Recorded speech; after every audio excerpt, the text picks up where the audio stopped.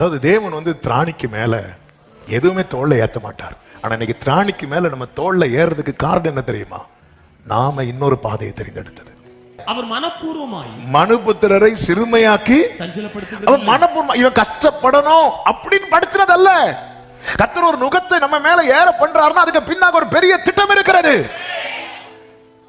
அதனால அவர் அனுமதிச்சிருக்கிறார்.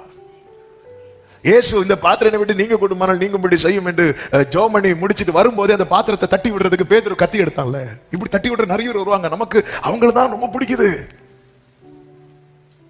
இல்ல பேதுருவே பட்டயத்தை உரையில போடு. ஆமென். தேவன் தராத விடுதலை யாரு தந்தாலும் யாரு தரணும் நினைச்சாலும் அதனுடைய விளைவு என்ன அப்படின்னா மர நுகம் மாறி இரும்பு நுகமாகும். ஆண்டவர்கிட்ட நான் தேடினேன், எனக்கு கிடைக்கல. எனக்கு நான் ஆண்டவர்கிட்ட தேடி கிடைக்காததும் நான் என்ன பார்க்கணும், எங்க இது கட்டாச்சு. ஆமென். பைப்பு டேப் திறந்து பார்க்கிறேன், தண்ணி வரல. உடனே என்ன பண்ணுவோம்?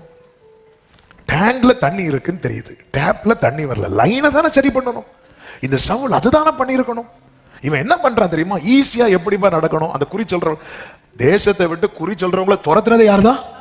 சவுல். கர்த்தரோடு உறவுல இருக்கும்போது குறி சொல்றவங்க யாரும் நாள் பார்க்கிறவங்க குறி சொல்றவங்க ஒருத்தர் கூட என் எல்லையில் இருக்கக்கூடாதுன்னு துரத்துனவன் இவன் தேவனோடு உள்ள உறவு துண்டிக்கப்பட்டாகிவிட்டது. இது இது இது இது பிரச்சனைக்கு ஒரு நிரந்தர தீர்வு கிடைக்க மாட்டேங்குது. என்ன பண்ணலாம்? சரி எல்லாரும் போற ட்ராக்ல நம்ம போலான்னு சொல்லிட்டு இவன் கொண்டு வரான்.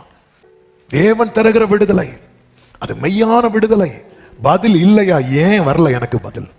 எல்லாரும் ஜெபம் பண்ணும் போது பதில் கொடுக்குறீங்களே ஆண்டவரே. எல்லாருக்கும் சொப்பனத்தினாலாவது தரிசனத்தினால் ஏதோ ஒரு விதத்துல நீங்க பேசுறீங்களே, கன்ஃபார்ம் பண்றீங்களே ஏதோ ஒரு விதத்துல. இன்னைக்கு ஏன்னா சவுல் வாழ்க்கையில இந்த பதிலை அவன் பார்த்தவன். கழுதையை தேடி போகும்போது கர்த்தர் எல்லாவற்றையும் அடையாளங்களினாலே அவனுக்கு உறுதிப்படுத்துகிறார். ஆனா இன்னைக்கு அது கம்ப்ளீட்டா கட் ஆயிட்டு. அப்படி கட் ஆனதும் நீ என்ன செய்யணும் சவுலே? நீ வெயிட் பண்ணணும்ல, நீ வெயிட் பண்ணணும்ல, தாவீதை போல அழணும்ல. இப்படி பரிசுத்த ஆவியை விட்டு எடுத்துறாதீங்க. நீ வெயிட் பண்ணி இன்னைக்கு அதுக்கெல்லாம் டைம் இல்ல. அங்க போகும், அவங்க போனதும் ஏதாவது ஒண்ணு சொல்லுவாங்க. நமக்கு என்னன்னா யாராவது ஏதாவது ஒண்ணு, என் காது ஏதோ ஒன்றை கேட்க கூடாது. என் காது கர்த்தர் தீர்மானித்ததை மட்டும்தான் கேட்கணும். கர்த்தர் சொன்னதை மட்டும்தான் கேட்கணும்.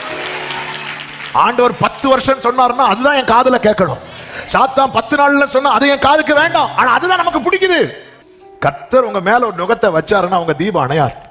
ஆண்டவருக்குன்னு ஒரு டைம் உண்டு. அவர் எல்லாவற்றையும் ஆதியின் காலத்தில் அவர் செய்ய நினைத்தது ஒன்றும் டெம்பரரி ரிலீஃபுக்காக தேவனை விட்டு பின்வாங்கிறாதீங்க.